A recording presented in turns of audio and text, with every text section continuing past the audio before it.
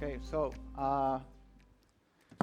welcome from my side also to the European Ideas Forum, and also many thanks to the Martin Center for putting together this panel, and also many thanks for allowing us to hear from what I'm sure will be some very, very interesting insights from some excellent guests. My name is Angelos Chrysogelos. I am a research associate at the Martin Center, and I would like to start by thanking the Martin Center, first and foremost, for kicking off this European Ideas Forum with a debate on democracy. I know it sounds very self-evident, very important, but my own sense was that actually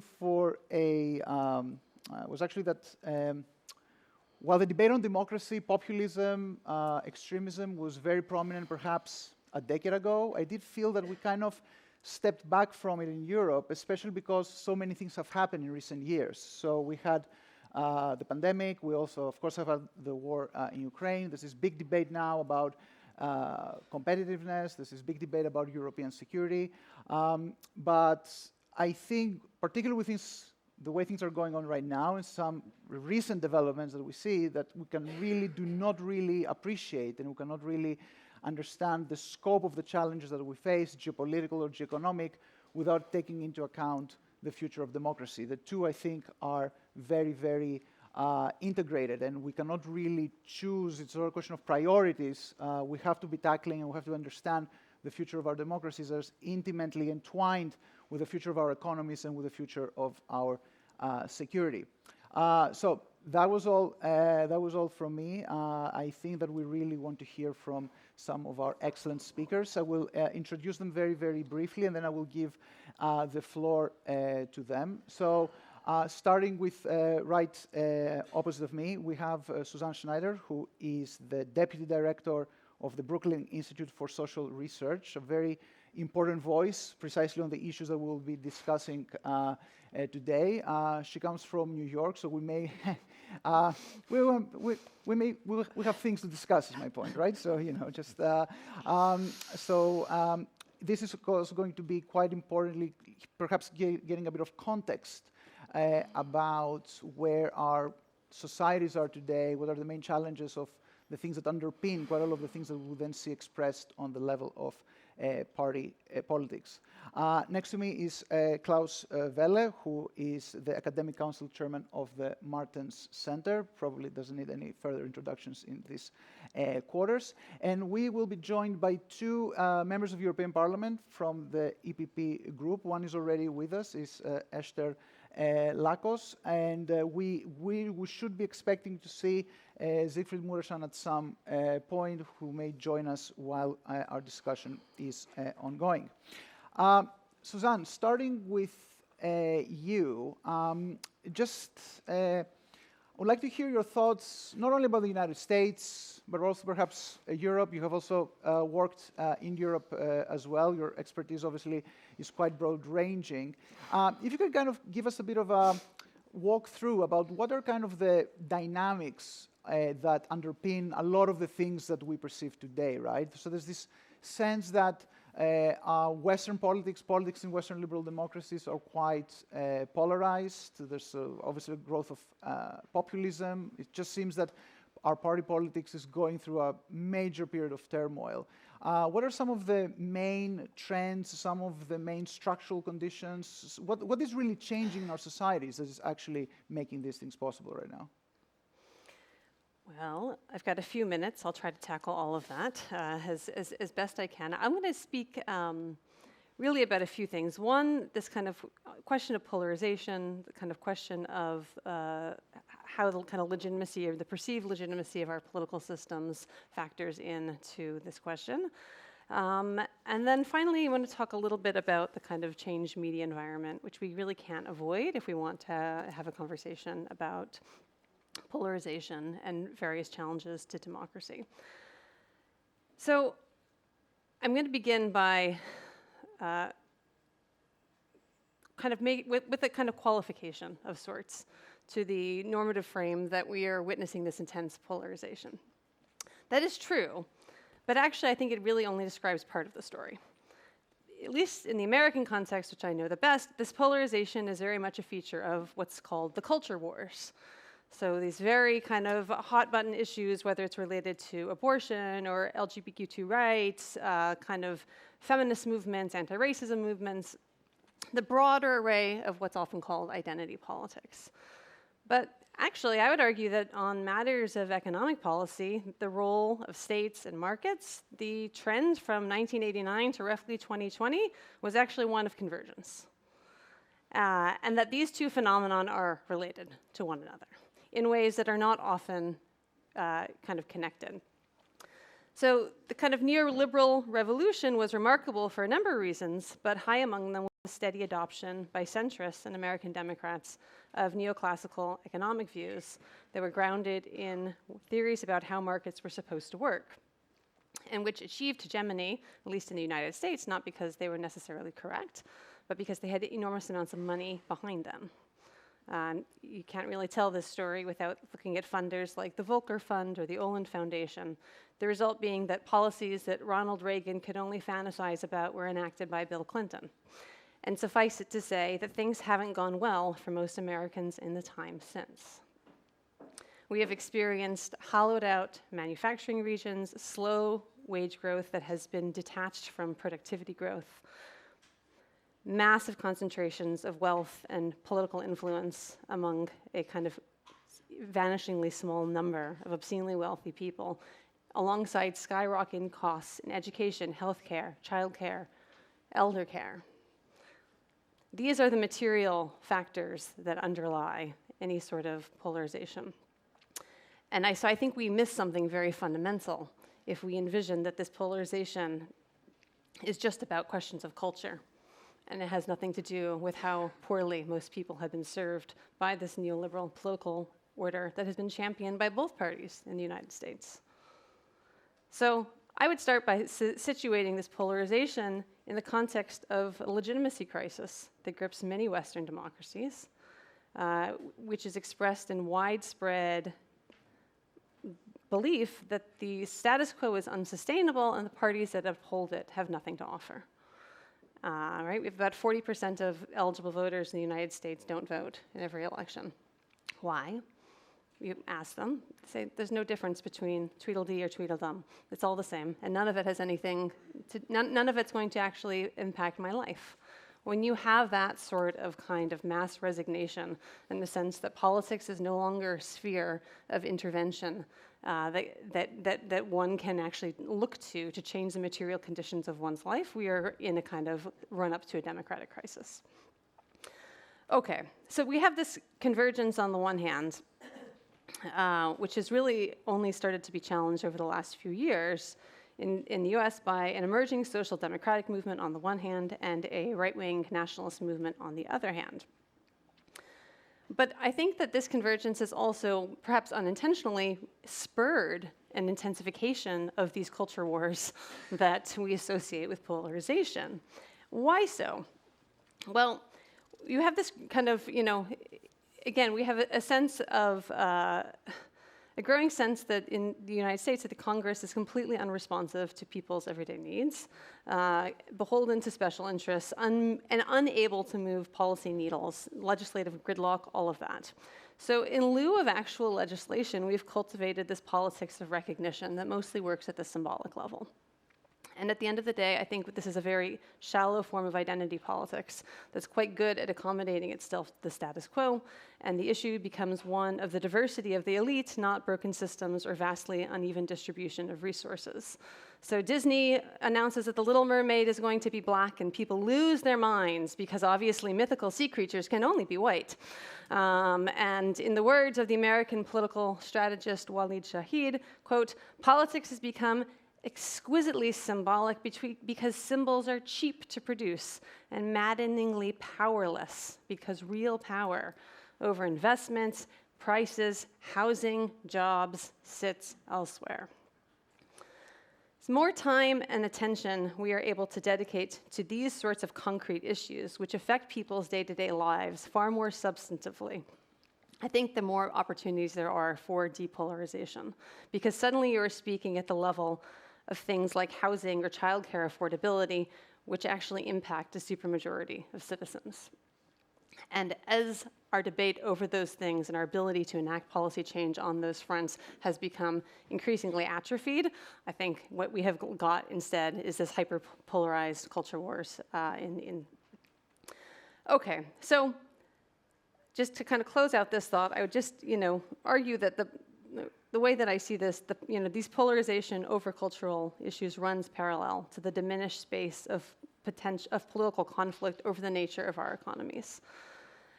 This was, of course, one of kind of neoliberalism's chief goals, to subsume as much of human activity as possible into the space of an all-knowing and self-regulating market, and likewise shrink the space of legitimate state intervention into those dynamics. I don't think that this has worked for most people, and that the kind of malaise that we see in part stems from that. All right, changing gears slightly, I want to talk a tiny bit before I close here about the changed media environment, which of course it's impossible to tell the story without attending to media. It's easy to blame social media for all of this, but at least in the American context, some of the changes began long before then. Really, you can trace it to the 1987 decision by the Reagan administration to repeal what was called the Fairness Doctrine, which kind of held that news programs had to present some semblance of objectivity when presenting various news story. So this has paved the way for, I will put news in scare quotes here, and various talk radio shows that have abandoned any semblance of ideological neutrality. We're basically all postmodernists now, unable to agree on a singular set of facts, and thus doubly unable to engage in any sort of constructive debate about what those facts mean. So the internet, in this regard, has been as revolutionary as the printing press, and there was no reason to believe that traditional elites would maintain their authority in this highly charged, horizontal, and in many ways more democratic environment. At the very least, social media has been bad for gatekeepers within political parties, many who find that what they had heretofore regarded as fringe actually constitutes a larger bloc than the mainstream. They've often responded to challengers by dismissing their lack of experience or misunderstanding of complexity, wholly missing the point that for many people, it's precisely the experts who have been steering the ship aground for decades. Offering a vociferous defense of the status quo is no match for charismatic outsiders willing to give voice to people's suffering. So whatever liberatory potential lurks within social media, I think at this point we can see has been quickly overpowered by its apparent harms. The algorithm is literally designed to radicalize users. And the incentive structures built around collecting likes and views is almost diametrically opposed to that needed to do the hard work of governance. Negotiation, coalition building, compromise. Many activists find themselves winning the internet but losing the war. Now, of course, it's worth underscoring that the tech companies know exactly what they are doing here. They know that their technologies are addictive, that they exacerbate anxiety and depression, particularly among young people, and have tried to bury the evidence of this.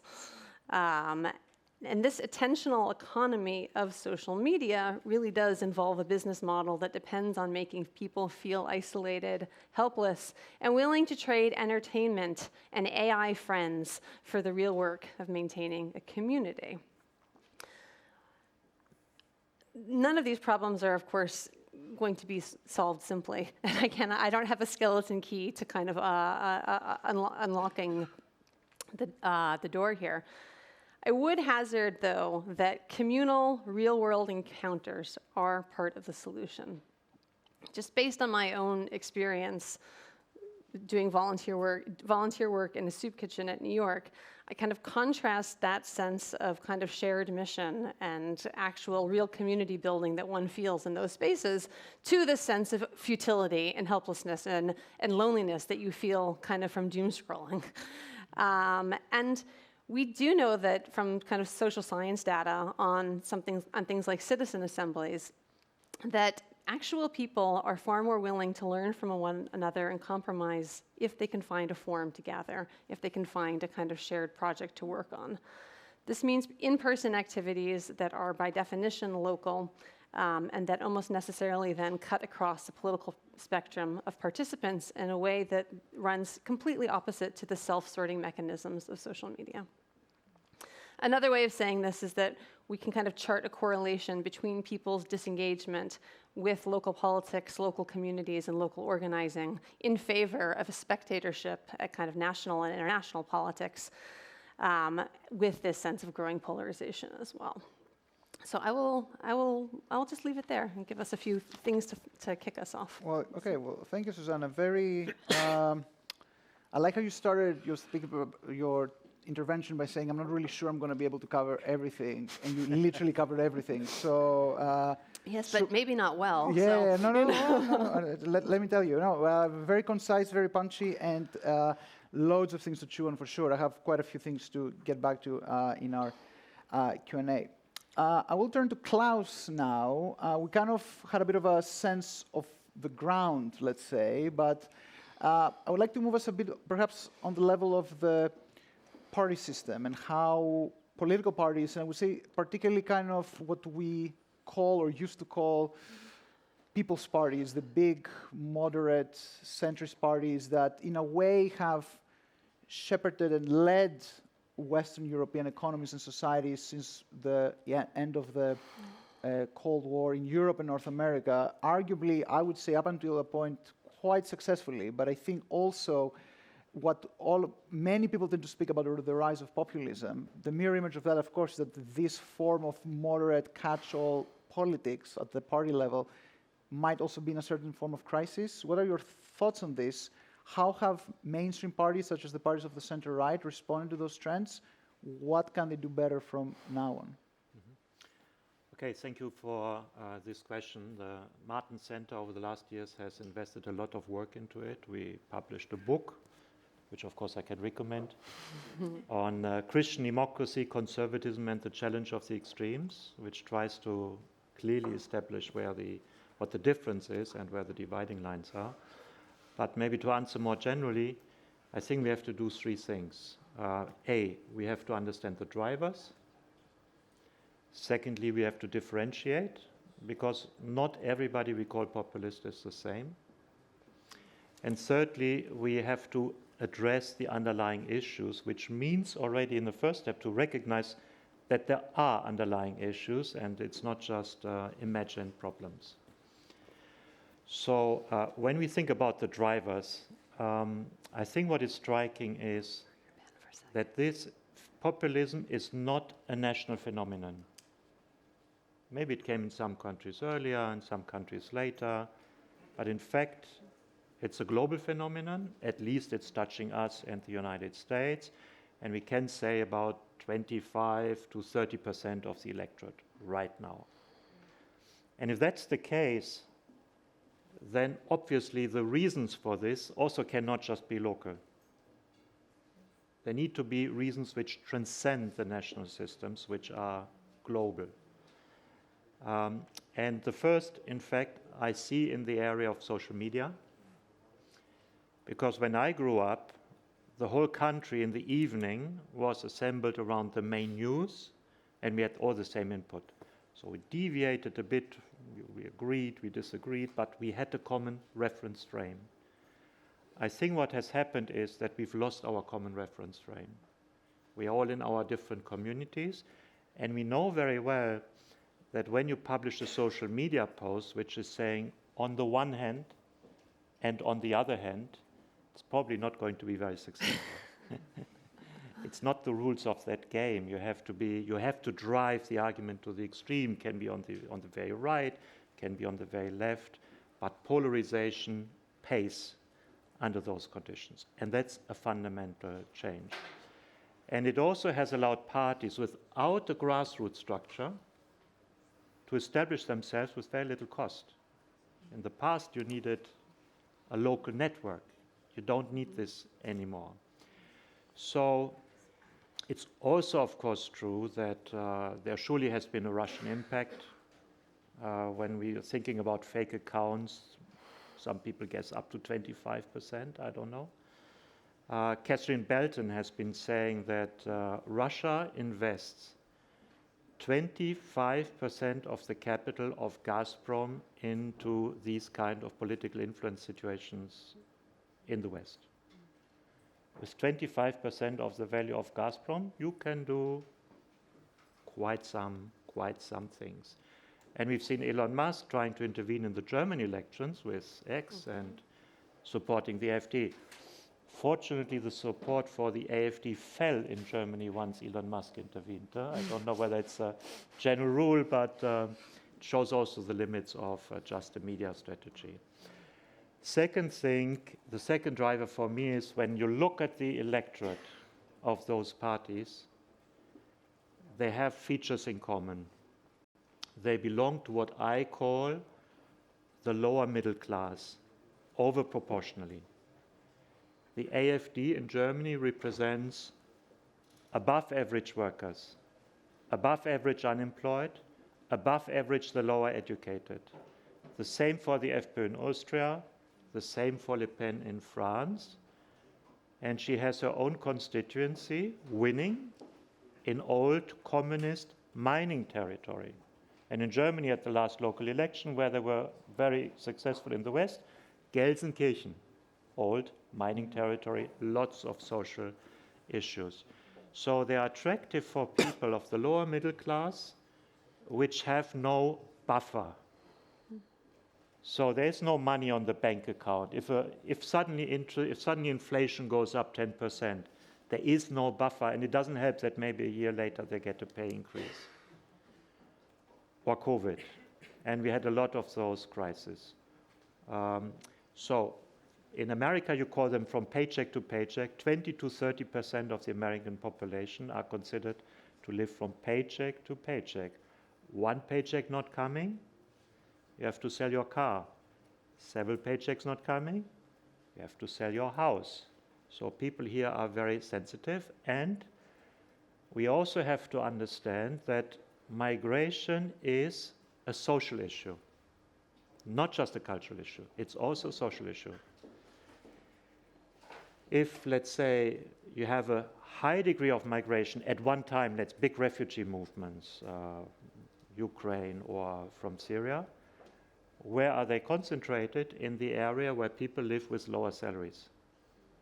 And that means in the school, you have suddenly a lot of children who maybe don't speak the language. And if you are living there with a lower income, the opportunity of your children to go up the social ladder might just have been destroyed. And the same with housing. Housing cannot be increased like this. So there's competition for affordable housing. So we have to understand that yes, we have a cultural issue, but we also have a social issue. We also have to differentiate. Not every populist is the same. That's why, fortunately, we have 3 groups in the European Parliament, not one. So if they were all the same, we would have one group, and that group would have 200 members, more than 200 members maybe. So not every populist is the same. My differentiation is we can cooperate with those who just have different views, but who respect the democratic system and don't try to lead us to an authoritarian future. But the other ones we have to fight. That's the differentiation we have to apply. So we have to make the differentiation between people who have different views, maybe stronger views on migration, and those who try to destroy the democratic system, European integration, and so on. And the third is we have to address the issues, and this starts with recognizing that problems are real and not invented. On the aggregate, migration is positive for society. For the upper middle class, it's the promise of social care in old age and of cheap services. But it's not positive for everybody in society. And that means we have to protect those. We see the only country which has reduced populist parties to single digit is Denmark. That doesn't mean that we have to copy that policy, but they have reduced them to single digit, basically with a migration policy focused on work migration. And the second is the cultural element. We've done some work with number crunchers on voting in the European Parliament, and you can see that we have 2 cultural revolutions ongoing. we have the ongoing '68 revolution, continued on the left, and we have the cultural counter-revolution on the right. And the center, that's basically the EPP and sometimes a bit the liberals who try to keep outside of the culture wars. And therefore, I think it's important that we both avoid the culture wars of the left and of the right. And to a certain extent, also the cultural agenda of the left has been a bit running out of steam, because there are very few people who believe that the fact that we have arrived now at same-sex toilets is a civilizational progress. So the last thing I would like to say, and that's a remark relatively rarely made in this context, what is really driving up the figures of the extremes? We can see this at least with the AfD in Germany. Events of mass migration provoked by war. So Vladimir Putin bombing Aleppo in Syria, 1.5 million coming to Germany, and their friends from the AfD go up in the polls. Vladimir Putin attacking Ukraine, 1.5 million are coming to Germany, and the opinion polls go up in the polls. So what's the lesson? The lesson is we need a functioning European security and defense policy. We cannot just be the victims of what is happening. We have to be able to defend our own countries and our neighbors. Thank you. Well, thank you very much, Klaus. And I thank you so much for actually kind of bringing it back circle to what I said in the beginning, that kind of our security and our democracy are kind of very much intertwined, and kind of the two, kind of one supports the other, and if the one crumbles, kind of the other might also crumble as well. Which brings me also to Esther, and also would like to welcome MEP Muresan for also joining us. Esther, Klaus already touched a bit on this, and of course the dimension, democracy as an external security issue, as it were. We have, of course, those trends of polarization that are happening inside our societies, as we discussed. But the reality is that our democracies are also exposed, right? Our democracies are exposed to various actors, both inside our democracies, but also outside democracies. So the inside-outside dimension and the democracy and security dimension, all of them kind of intersect in very complex ways. I wonder what are your thoughts on this, particularly on questions of disinformation and a lot of the dynamics that I think you're paying particular attention in the European Parliament. Thank you, and I would like to focus on FIMI, foreign information, manipulation and interference. Very long, but I would just say FIMI. And maybe another issue that we can touch upon now or later on, which is DIMI, so domestic information manipulation and interference, and they are interlinked as well. And in the European Democracy Shield within the European Parliament, so this is a special committee, we deal with these issues amongst other ones. And what is said and how I see it is that the European Union nowadays is really in a very hostile, actually the epicenter of a very hostile information environment. We are under constant attack from several actors, state actors, and the narratives are as such to undermine the trust within the European institutions, of course, amongst people. So you can hear these narratives that the EU is not efficient, is over-regulating, the EU is in censorship, the European Union goes against your sovereignty, and this, for instance, it's a very like narrative, a Russian narrative, actually, in countries that have the perspective of association to the European Union. And we can go on. It's like you don't respect free speech, etc. So all of these narratives they, as I said, they aim at undermining the trust of people in the democratic institutions, the European Union, and also they create a lot of noise. So, I mean, if they are pushed in the information environment, and you hear it from here and there, at the end, and if the quantity is high enough, for instance, on social media, people will simply make a step back, and they just cannot make their own decision. So this is a huge issue. And I would just like to link with this that, of course, I think you are aware, but these are the narratives that extreme right parties, like to repeat. So basically, they work as amplifier of Kremlin propaganda, also within the European Union. So this is one point that I wanted to stress, and I think it's very clear that we are in an information battlefield nowadays, and it's very much going on in the social media, because as you have said, Klaus, it's cheap, and you can put your own content. Freedom of speech is there's no censorship. So everybody can get this information. We have the influencers, for instance, but this is a slightly a different story. And the algorithms, they amplify even more the polarizing content, because simply people spend more time on the internet, on the social media, and this, creates profits for the companies. So we have this built-in problem in the very large online platforms. And as I said, these narratives converge, and I think, polarization is unfortunately here. I mean, I see it in my own country that it became very polarized, and if you are not with us, you are against us, so it's really dividing the society. And therefore, I think that the European Union really needs to find its own narrative, because for the time being, we have a kind of say and do gap. We started to talk about it. I mean, it's been in the past, but now I think it's,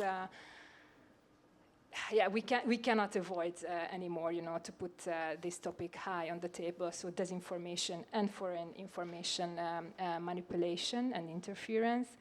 And we have to find our own narratives, and this narrative should have two targets. So internally, we have to explain, so the citizens, it's like the EU is good for this and that. The EU is doing this and that for you. The democracy in European terms means this and that. And then, of course, it's always the citizens that they make up, their own mind and their own decision. And the other side, we have to project this power, I would say, also externally, this information power externally. And, to say that Europe is not as weak as you think that we are. Of course, we have our issues. I mean, nobody would like, to put this like under the table. But we are still strong. We still excel in certain fields, globally speaking. So what the others are saying, the hostile actors, it's simply not true. Does not reflect factual realities. So we have to move on this. And how? I mean, first of all, like finding this narrative to put it, effectively in a way of strategically communicating this. I think it's very important. The European Democracy Shield, it has been announced by the President of the Commission, and we are working on this also in the European Parliament. I think it's extremely important for our future. And I would like to mention one tool which is personally very dear to my heart, is media literacy. It will not resolve our problems of tomorrow, but we have to really invest in education of people, that they can navigate in this information environment, this overburdened, overflooded, and hostile information environment, because I think society is not ready for that for the time being. We have to educate people so that they have the tools to make up their own mind. So very simple example that I like to say, and I admire personally the Finnish example, is that if you're reading an article, I mean, inform yourself from several sources, see the structure, and for instance, see whether the title reflects the content. So there are certain tools, tactics that you can use in order, try to make sure that you are not fooled and you can make an informed decision. So I talked about media literacy and like this, so the societal resilience is reinforced, but it will be a mid and long-term project, and I think we should go really for pan-European projects or networks and on this. And of course, we have to implement the rules on the online platforms, the very large online platforms, to ask for algorithmic transparency as well. And the common narratives that I wanted to mention at the end. And last but not least, I would like to conclude by saying is that I think it's very important to discuss it. Awareness is increasing how important disinformation and foreign information manipulation and interference are. And we can buy, defense is very important, conventional threats, but we can buy F-35s and tanks. But if we will lose, basically our brain, our values, we would have a fundamental change within our societies. How we think of democracy and the European way of life. So we are in a very difficult, extremely difficult situation as Europe, I think, because we have to tackle basically threefold issues: the conventional threats, the security, and to reinforce our defense; the information space, the disinformation, because this is basically our brain and soul; and also the competitiveness, because if we survive all, but then at the end we cannot deliver to our citizens, that will be another issue. So this is how I see. All right, thank you. Such a again, very broad, but I think very comprehensive overview, which, if anything, really really accurately presents the scale of the challenge more than anything else. I do have a couple of questions to get back to you, because I was really intrigued by some of the things that you said, but I will get back to you perhaps in a second round of interventions. Siegfried, many thanks for joining us. You will get probably perhaps I wouldn't say aggressive, but controversial question. I just have a question. I remember as a student, it's already quite some time ago. It's the gap grows. We used to learning about the EU. We used to learn quite a lot about the democratic deficit, right? The deficit of the EU as a democratic system. And the underlying point there was that national democracies are sort of doing okay. It is the EU that is actually perhaps deficient as a democratic system, right? It doesn't really match our expectations of what we will think or hope a democracy should look like. And of course, the role of the European Parliament was very central to that, and the powers of the European Parliament have increased over the years. Now we're in a situation where it's actually our national democracies that are in danger from all the things that we discussed, and it is the EU that is coming to the rescue with the democratic shield and all of the things that we are discussing. However, you will allow me to say that there is still also a pertinent question: how does the EU as a whole, the EU policymaking system, operate as a democratic system? And again, the role of the European Parliament is there. So next to the things that Esther already discussed, and of course the very important things that the EU and the European Parliament is doing, we have discussed already about the state of national democracies, perhaps. Perhaps you can give us a bit of your own assessment about the EU itself as a democratic system, the role of the European Parliament there, and ultimately perhaps one solution to the things that we're discussing, given the fact that the EU's powers are only going to grow because our challenges are going to be growing in the future. How can the EU come closer to the citizens and start feeling it perhaps as their par excellence democratic system that is taking decisions for them? Look, good afternoon. Thank you very much for the invitation. Great to be back with you. For sure, those who question democracy, those who question it from inside the European Union and from outside, would love us to debate, to quarrel whether democracy is doing better at European level or at national level, where it's doing worse, and so on. The truth is that, in fact, the fundamentals of our democratic systems at national level and at European level are the same.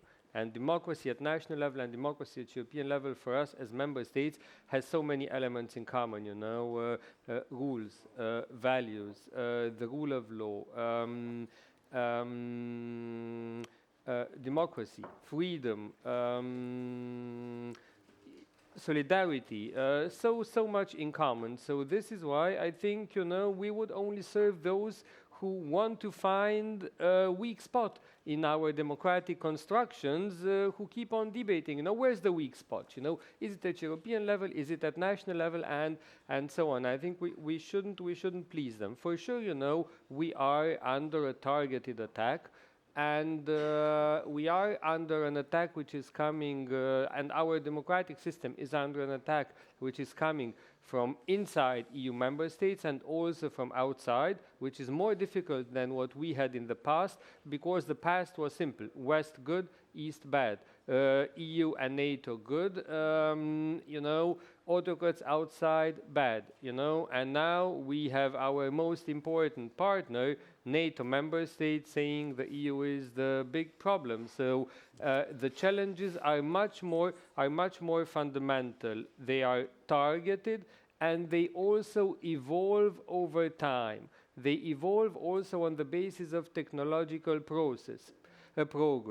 The tools to interfere with democratic processes in EU member states, in candidate countries this year, are more advanced than they were 1 or 2 years ago. Ask, you know, friends fighting for democracy in the Republic of Moldova, a small EU neighboring country that faced Russian interference in presidential elections last year and faced it in parliamentary elections this year. It was different in magnitude, in ambition, in using artificial intelligence to generate most of the content. So this is why it can't be that, you know, we are inventing a tool, a vaccine, a drug to prevent us from this disease, and then we will continuously apply. Our response, our recipes have to evolve as well.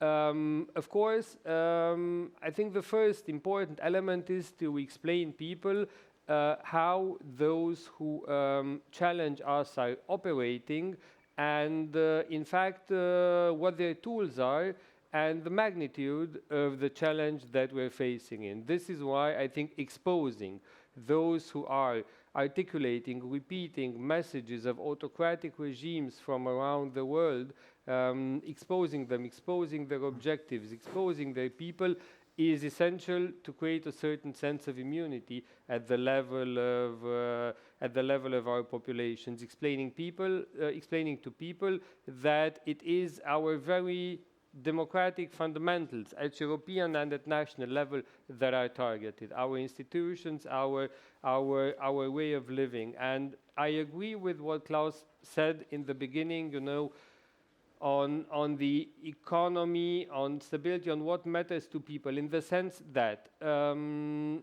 I'm trying to get a bit to some answers, some maybe proposals, ideas, solutions. We will have to do much more to protect citizens in the future. Cyber, border, security, defense. This will cost much more. We will have to do it sooner, faster, for a longer period of time than we thought. This will cost a lot of public and private resources. In order for us to be able to mobilize the public resources that we need to defend ourselves, we need an economy which is strong, which is competitive, which pays taxes. And this is why the competitiveness of the economy is so essential for our security. On the other side, the private sector will only keep on investing and keep the economy going if they feel safe and secure here in Europe. This is why protecting our borders, keeping people safe, with all of the components, protecting our cyberspace, defense infrastructure, dual-use infrastructure, civil and military mobility, will be so essential to protect our democracy. Also because if people feel unsafe, if people feel that, you know, where they used to go biking, all of a sudden there was drone interference the other evening, they are more prone to extremism. Then I think we clearly have to protect ourselves from extremist parties.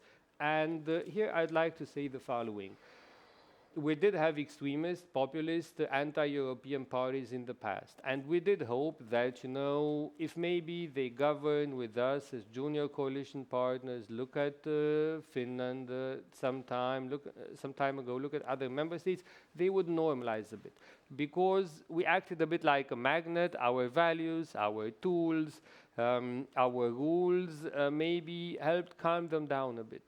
But there's another magnet right now, and on the other side of the Atlantic, very outspoken, and just these days telling us, well, we are going to make use of the weight that we have.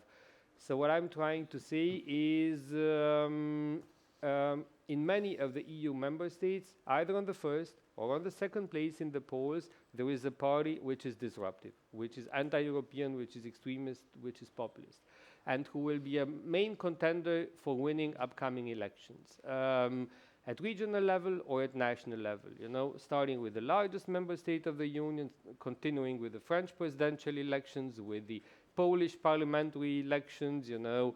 Maybe if I want to sound more optimistic, we can leave Italy aside right now because it was better than what we feared. But for sure in other member states as well. In my home country, Romania, although an EPP candidate won the local elections for mayor of Bucharest, a 2 million city, 2 days ago on Sunday, not unimportant, but the anti-European extremist party with ties to Russia is polling first across the country. So what I'm trying to say is, I think those people who are maybe a bit more conservative than us might be squeezed in the end between us as pro-European center-right party and the extremist populist party, which has the other magnet behind them right now. And I agree with Klaus, we should work with those people who have views that are a bit firmer than us, but who do not want to weaken our democracy. But I'm afraid that these people will be less and less. Some of them will come closer to us, a small part. The others, I'm afraid they will be grouping in a larger, more articulate maybe, and this was their major challenge for the past 15 years, to articulate a skeptic European-wide political force. Now, I'm afraid this is changing this year. There are sufficient common elements for them to get together in one political force.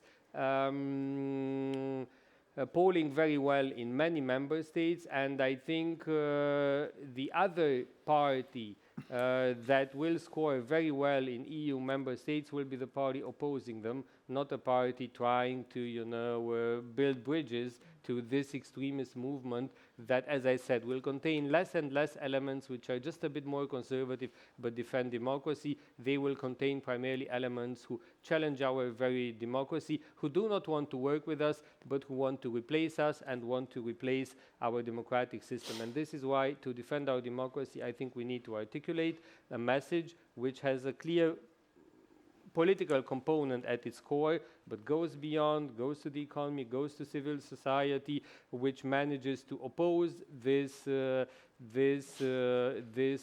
wave.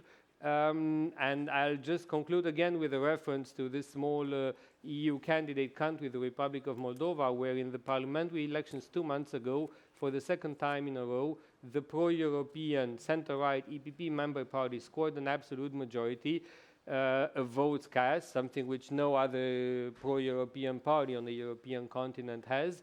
50%, remarkable result for a party, but if you're looking that any other party in opposition basically questions in a way or another our democratic European way of life, remarkable as that party is, as that result for a party is, the battle between democracy and the authoritarians is in fact much closer than we would like to think in Europe. And that party was so successful because it didn't shape and didn't frame the campaign as a campaign between, slightly differing visions for the future of the country, but as a battle for the survival of freedom, of democracy, and only like that they could be successful. And I would like us to have the luxury of choosing how we frame our next campaigns, but I'm afraid that it will be pretty much about this, whether our democracy, national and European, as it built, as an entity, not competing democracies,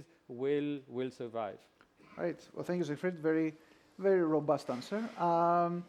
So no, but yeah, it's really refreshing to hear just kind of what the narratives are. I would notice, however, just because I don't like after every intervention saying how much I agree with everybody, which I kind of do in a way, but I would also like to point that I do see slightly not different or clashing priorities, but we have heard both that there is a really big picture kind of clash or crisis or stake here, which is the future of democracy. But on the other hand, we're also talking about, we started off by discussing about bread and butter issues, delivering for people's everyday lives, all of those things, right? Which I'm not saying it's an either or choice, but it does show that this thing really extends all the way up and all the way down, and which means that, of course, the challenge is all the more comprehensive. I'm sure that many people in the audience really have to really need to react to so many things that we heard, but I will kind of abuse my position as a moderator. I would like to return to each and every speaker, which is a small follow-up question that I have, which hopefully might also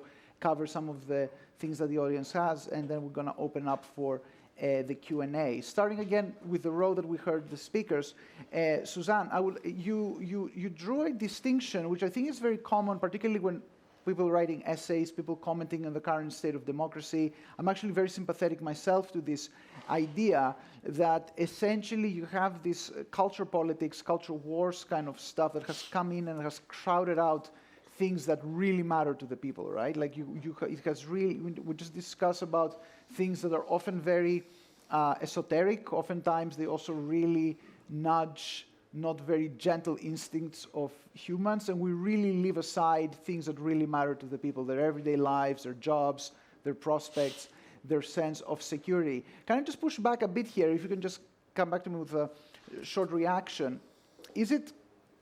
I'm not saying that you say this, but just to kind of hear your thoughts on this. Some culture is also, though, part of politics, right? Like identities really matter to people. People wouldn't be, perhaps they're magnified because of social media, but I personally do not think that social media can create issues out of nothing. Something has to be there, right? So what is the right balance for identity issues to be part of our political debate? Because personally, I think there is a space for them, perhaps not this dominant space that they have now, but what is your thought on this? I mean, can we discuss, we should be discussing more economics, people's sense of security, place, prospects. Is there some space for those culture issues as well? I mean, yes, of course, these cultural issues are also political, but they are ones where I think reaching an accord is much more difficult, and there's a real limit to like a politics of recognition. And I just, it's not that these things are going to go away, or that it means kind of abandoning a commitment to individual rights, or any of these, or any question like that. It's just that if you have issues which you know that you're unlikely to reach any sort of agreement on, and that you make those the center of your politics for year after year after year, all while neglecting other spaces where you actually may be able to build these coalitions, I think that you're setting yourself up for trouble. And I do think actually part of the problem is this idea that, you see this particularly, again, in the US, I think this is less intense in the European context, that we have to be kind of in lockstep with our political partners, kind of down the board on a whole roster of issues in order to work together. And I've very much been trying to encourage people, particularly in the States, to be thinking about coalition building that is temporary, that is situational, that is issue-based, as opposed to kind of trying to achieve this sort of, kind of all the way down, kind of sympathy on issues. So yes, I don't disagree with you, but I also, and I'll give you an example. I promise I talk about New York a little bit. I'll give you an example from our recent mayoral election. Right, we have Zoran Mamdani, who's recently been elected mayor of New York City. This is kind of social democrat, really one of the first, which is in America, we do not have a social democracy, so this is, people think that this is Stalin, and this is, so there was, an enormous amount of kind of anxiety about what it meant for, a social democrat to be winning the kind of mayoralship of a major US city. And of course, he's from an immigrant family and also a Muslim. And so this could have been a campaign that was really a kind of identity politics campaign, and it was not at all. It was one that was laser focused on affordability, on housing costs, on public transport, on childcare, and with somebody who was, willing to go out into the streets and literally talk to anybody across the political spectrum, proved extremely popular with people who had voted for Donald Trump. Really, built these very unlikely coalitions. You have him sitting down with the New York's, Satmar Jewish Hasidim community, people who have completely different social values, kind of coming together and saying, okay, actually, we want a city that more people can afford to live in. Like, I actually think that is a victory for democracy, not because those social issues aren't important, but because there is a recognition that maybe this is not the space for kind of the state or kind of public intervention. And this really is what's, this is what's new about our kind of post-liberals or our kind of new right to some extent, is that they're no longer, they're not really satisfied with saying, well, there's a kind of private sphere of individual values. It's intent on using the state as a bludgeon in order to kind of enforce a particular moral order.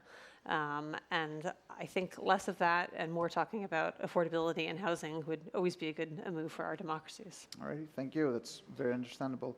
However, I will step on the issue as well, coming back to Klaus. You said something I found very interesting when you kind of mapped the field of the European Parliament or kind of European politics generally. You said that you kind of have the extremes that do quite a bit of this shouting on kind of hot button issues, as it were. And you said that moderate, centrist, more kind of political families, such as the EPP, kind of tries to kind of stay above this or kind of not get too much in this, try to avoid those debates too much. However, someone could counter-argue that perhaps one of the reasons for kind of the current upheaval of party politics is that precisely mainstream political parties, what used to be actually the two sides of the debate, the center-right and the center-left, kind of do appear that they have converged too much on certain positions. So there is perhaps not much to distinguish them, or in any case, they're not offering something as exciting that other political families are doing, perhaps with ways that we discussed can actually be corrosive for democracy. So thinking, for example, about the center-right, beyond just all the things that we mentioned, some of the real-life issues that we need to recognize, is there something that the center-right has, perhaps, is it something that the center-right can press more in terms of its own ideological identity to cover some of the space that now populists are trying to, growing populists on the right are trying to cover? We are not cultural warriors, and we shouldn't become. Right. That's not our space. Our space as Christian Democrats is to keep society together, to help develop solutions and implement them. And that's, by the way, why we are still there after 80 years. So we were not born yesterday. Europe was established by Christian Democrats. So I think that's the line we have to take. But maybe we have to more strongly oppose cultural warriorship, both from the right and from the left. We should not be perceived to be part of a kind of, let's say, libertarian mainstream, which we are not, given from where we are coming. I think that could be said. But also what you've been saying on New York, the last academic council of the Martin Center worked on affordability. Affordability, because I think that's our key issue. So to find a linkage and an answer to voters who otherwise may be captured by the extremes, that in fact we are not only a party for the market and for let's say, technocrats, but we also have answers for social issues of people who are less well off. I think that's critical. Okay, very good. Thank you. Moving on to Esther, you spoke quite a bit, and I was really interested for me. I heard quite a lot the use of the word narrative on in your intervention. You said narrative, and a narrative about our democracy, and we need to counter-offer a narrative or something to that effect. I wonder if you could perhaps expand a bit on this. So if we just want to be a bit more concrete, what would the narrative be? Is it a narrative of the goods of democracy as such, or is it about a narrative of what democracy can offer? How exactly are you thinking? What exactly could be our narrative in this kind of competition that's going on right now? I don't have the crystal ball, but what I'm saying is that we have to find the right narratives, and we have to fight back actually with our own narratives and with our own explanations. I think that's one of the most important things. And I think we have to explain also like fact-based way to the citizens, what Europe is doing, what our democratic institutions are doing. But on the other hand, I totally agree that it's very much bread and butter issue. So, I mean, our main mandate is work, for the well-being of the citizens and to protect them. So we should never, forget this. And I would like to link back basically what you have said, all of you, on the economy and these narratives, so that they deviate the attention from the real problems of the people. As well.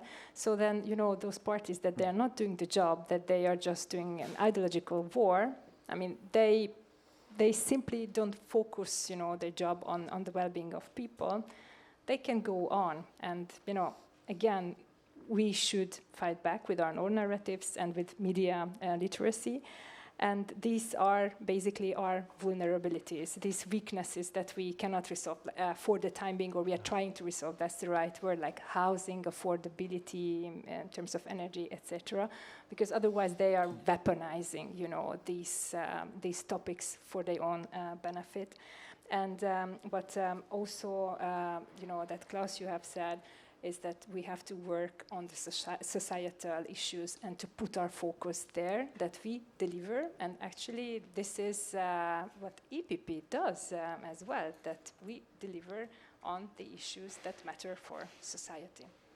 Thanks so much. Then one final follow-up question from Siegfried before we open up for Q&A. If you create a sense of, or not if you create, if you really present this idea of democracy under threat,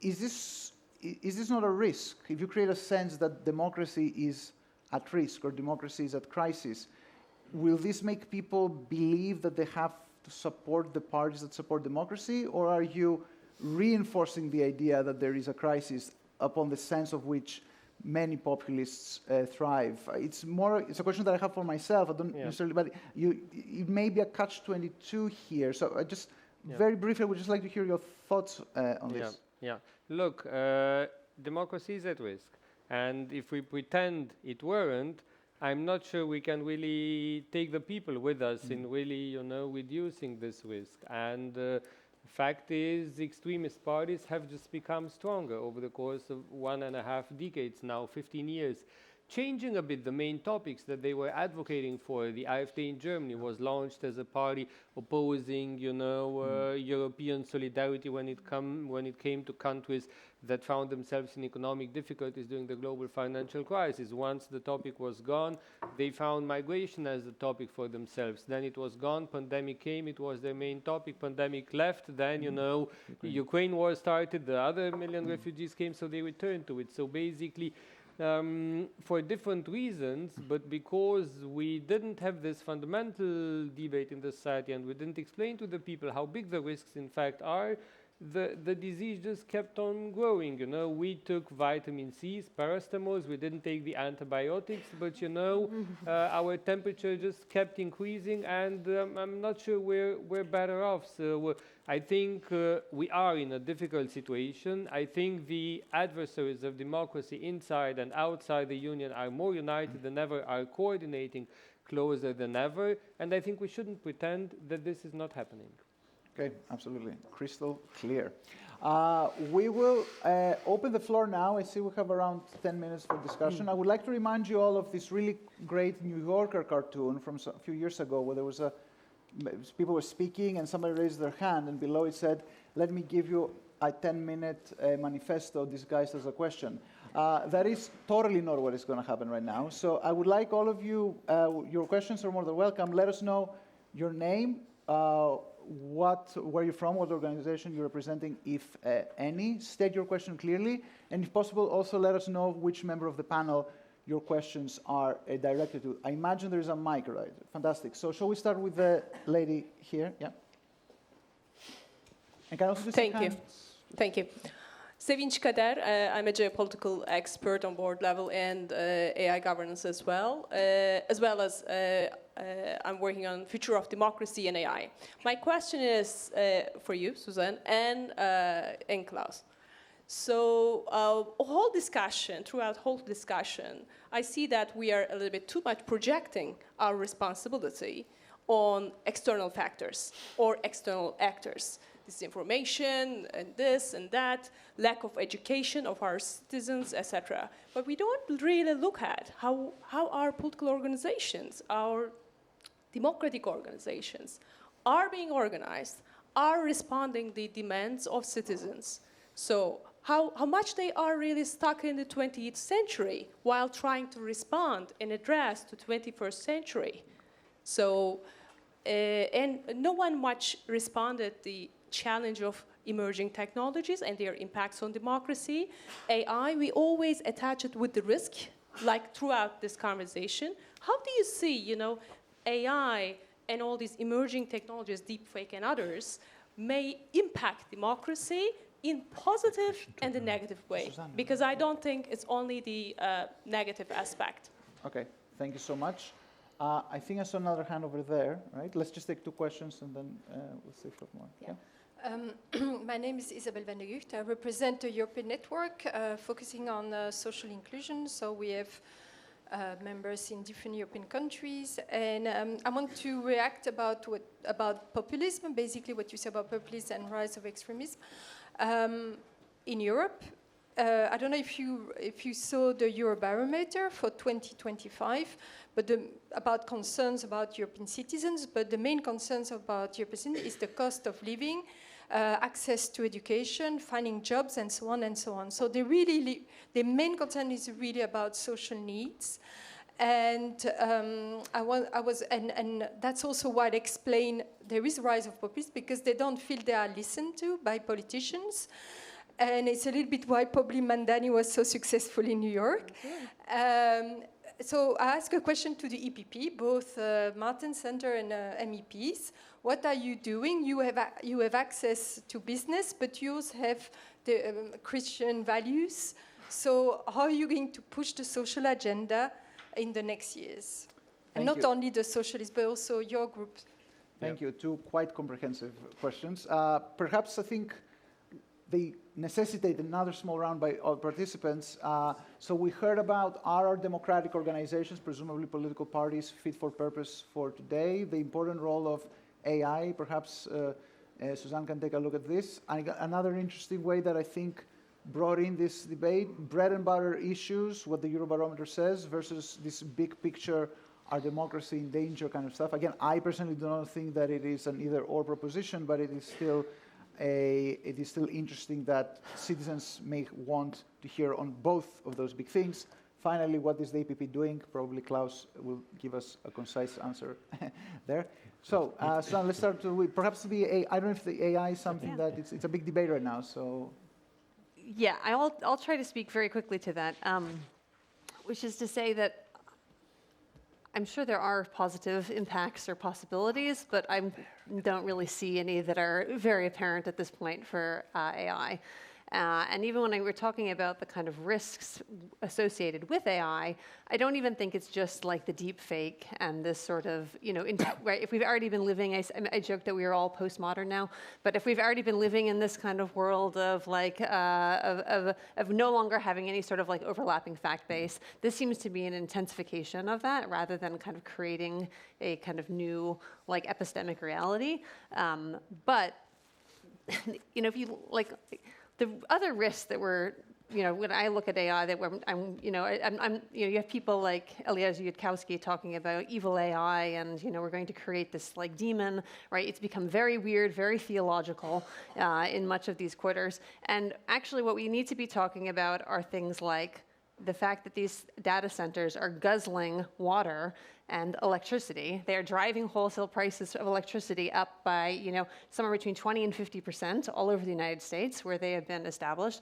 They're loud, they're causing health issues for people. They're often built in these rural areas where people feel like they're, back to this kind of responsiveness issue where they had no kind of real input about like placing these things in these zones, and that there's no one to turn to because both political parties are kind of essentially being captured by, special interests. So I look at the climate risks, I look at the, the kind of, and how things like no longer having access to clean water or affordable electricity exacerbates all of these material problems that we've already been talking about, and further strips our democracies of any sense of legitimacy. And we need to be talking about the kind of, at the level of kind of concentrations of wealth, like what is actually happening here. Because if you have these massive productivity gains without any sort of kind of progressive tax structure, essentially, what you're going to do is just concentrate wealth in an ever smaller kind of group of people. We're talking about enclosure on a 21st century level. And there's no reason to think that the effects of this are going to be liberatory or widespread unless we fight for that to be. So, yeah. Righty, thanks so much. Esther, maybe turn to you with some of the questions that we heard. We heard a broad question about our political parties fit for purpose, but also the question about citizens' concerns. I'm sure also the European Parliament, you have quite a few kind of reflections on kind of inputs on what do citizens want, how do we respond to that, and would that be a solution to the crisis of democracy? Yes, several questions have been posed on whether we are stuck also in the 20th century's type of democracy. And I believe that, with the help of the technology, of course, democracy has the possibility to be transformed and also can give possibility for more direct involvement of citizens. But of course, we have to, see the technology and to work on potential avenues.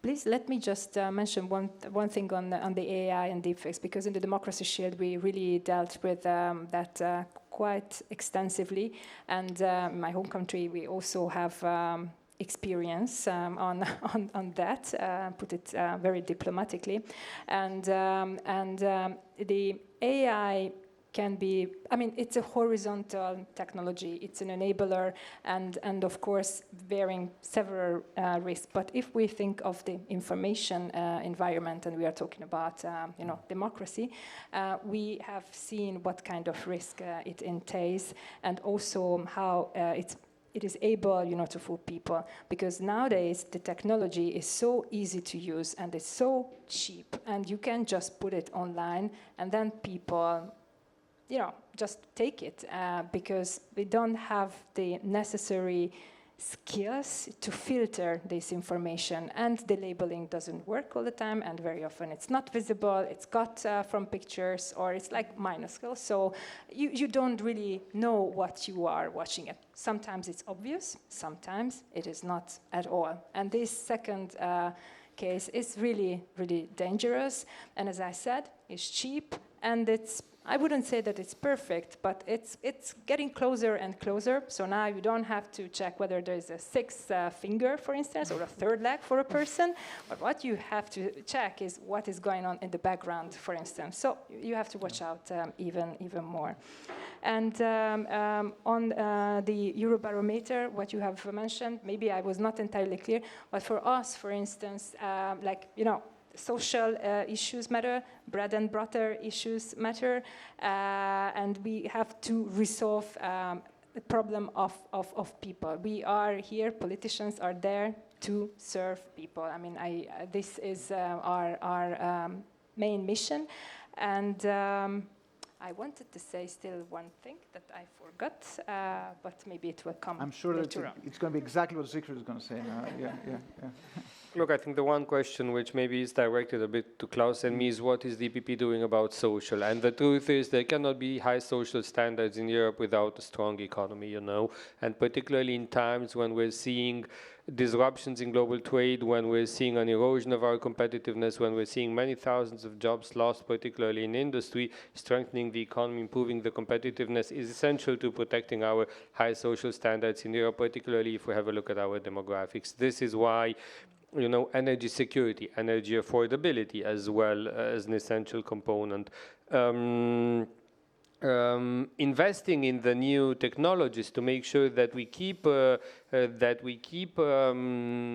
jobs of the future here, investing in artificial intelligence, reducing bureaucracy, and help reduce, of course, the bottlenecks of the single market, create a framework where our companies can transition to a new business model will be so essential.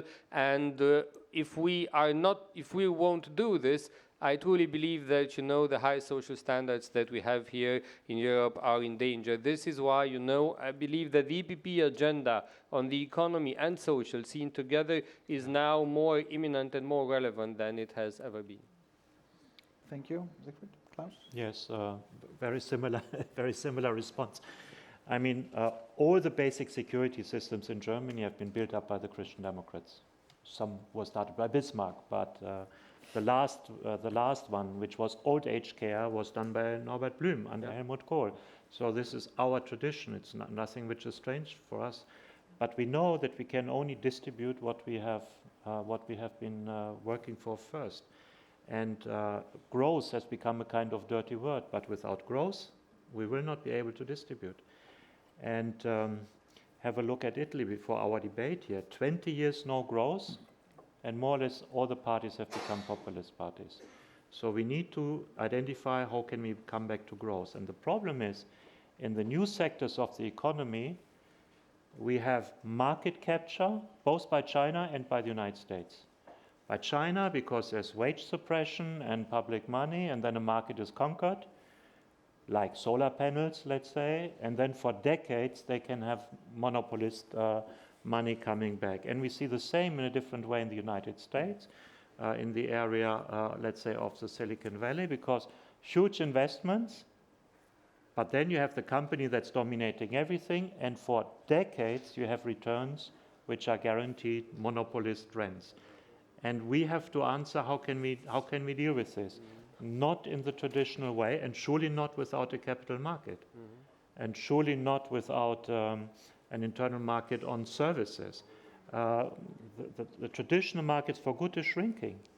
I mean, many member states have still 10% in the industry, Germany 20%, but that's basically where we have our internal market. That's shrinking away. So if we cannot compensate by going into services and by going into finance and capital markets, we will fall behind and we will not be able to keep up our social standards.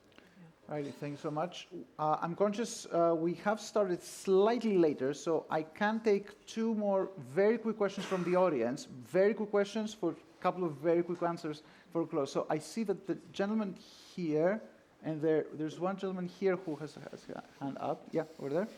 I have to run. I have a meeting at 4. Okay. Wolfgang Sobotka, I'm the chair of the Campus Tivoli, a think tank of the Popular Party in Austria. I agree with all your analysis. I want to add a thread, and I want to hear what's your meaning about We see that, especially in Europe, anti-Semitism is growing up in a numbers higher than in the past. We have seen between 30 and 40% is the latent anti-Semitism since October 2023. And we see it, especially in the universities, we see the pressure in the public space, and we see the anti-Semitism not only from the right, we see it from the left, and we see it from the Muslimic side. And it's really a threat for democracy. We see it in our research, it's very clear. What's your meaning about? Right, thank you. And one more question, if we have one. Everybody totally wants to go for coffee, and that's true.